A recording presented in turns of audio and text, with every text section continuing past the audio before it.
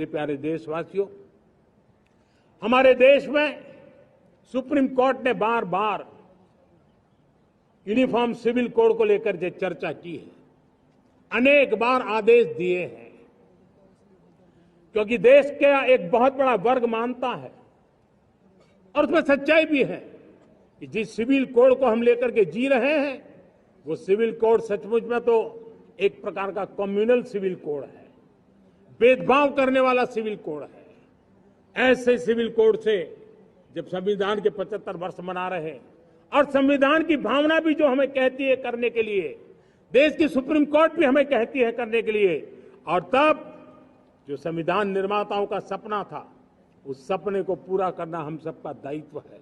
और मैं मानता हूं इस गंभीर विषय पर देश में चर्चा हो, व्यापक चर्चा हो, हर कोई अपने विचारों को लेकर के आए और उन कानूनों को,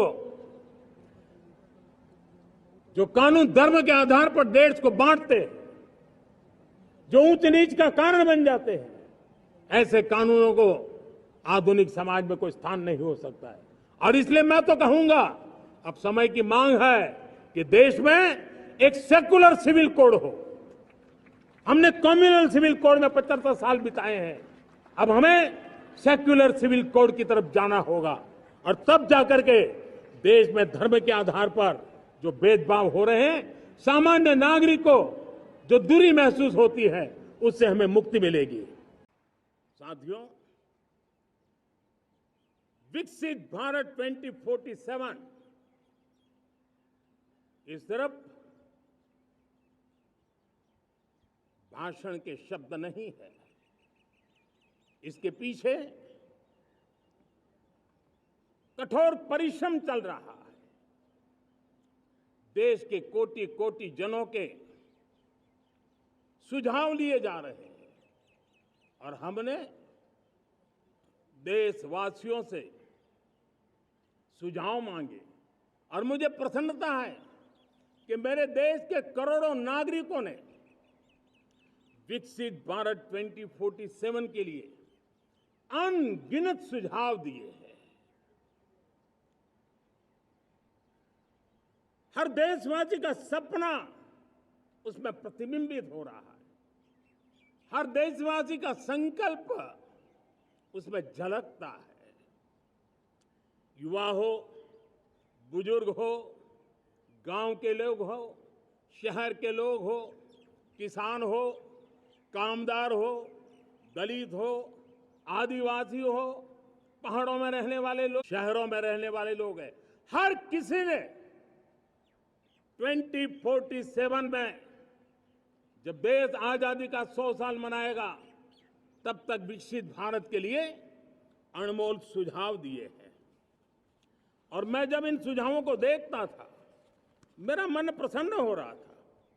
उन्होंने क्या लिखा? कुछ लोगों ने कहा कि दुनिया का स्किल कैपिटल बनाने का सुझाव हमारे सामने रखा। 2047 विकसित भारत के लिए कुछ लोगों ने भारत को मैन्युफैक्चरिंग का ग्लोबल हब बनाने के लिए सुझाव दिया। कुछ लोगों ने भारत की हमारी यूनिवर्सिटीज ग्लोबल बने, इसके लिए सुझाव दिया। कुछ लोगों ने यह भी कहा कि क्या आजादी के इतने सालों के बाद हमारा मीडिया ग्लोबल नहीं होना चाहिए। कुछ लोगों ने यह भी कहा कि हमारा स्किल्ड युवा विश्व की पहली पसंद बनना चाहिए। कुछ लोगों ने सुझाव दिया भारत को जल्द से जल्द जीवन के हर क्षेत्र में आत्मनिर्भर बनना चाहिए।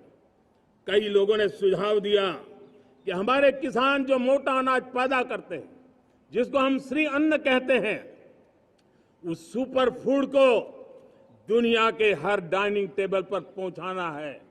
हमें विश्व के पोषण को भी बल देना है और भारत के छोटे किसानों को भी मजबूती देनी है।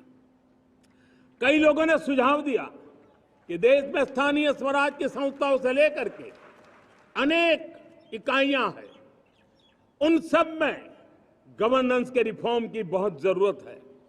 कई लोगों ने लिखा कि न्याय के अंदर जो विलंब हो रहा है, उसके प्रति चिंता जाहिर की और ये भी कहा कि हमारे देश में न्याय व्यवस्था में रिफॉर्म की बहुत बड़ी जरूरत है। कई लोगों ने लिखा कि कई ग्रीनफील्ड सिटीज बनाने की अब समय की मांग है। किसी ने बढ़ती हुई प्राकृतिक आपदाओं के बीच शासन प्रशासन में कैपेसिटी बिल्डिंग के लिए एक अभियान चलाने का सुझाव दिया। बहुत सारे लोगों ने यह सपना भी देखा है कि अंतरिक्ष में भारत का स्पेस स्टेशन जल्द से जल्द बनना चाहिए। किसी ने कहा भारत की जो पारंपरिक ट्रेडिशनल मेडिसिन है, हमारी औषधि है, दुनिया जब आज होलिस्टिक हेल्थ केयर की तरफ जा रही है, तब हमें भारत की पारंपरिक औषधियां और वेलनेस हब के रूप में भारत को विकसित करना चाहिए। कोई कहते हैं कि अब देर नहीं होनी चाहिए, भारत जल्द से जल्द दुनिया की तीसरी सबसे बड़ी इकोनॉमी बनना चाहिए। साथियों, मैं इसलिए पढ़ रहा था कि मेरे देशवासियों ने सुझाव दिए, मेरे देश के सामान्य नागरिक ने ये सुझाव हमें दिए हैं।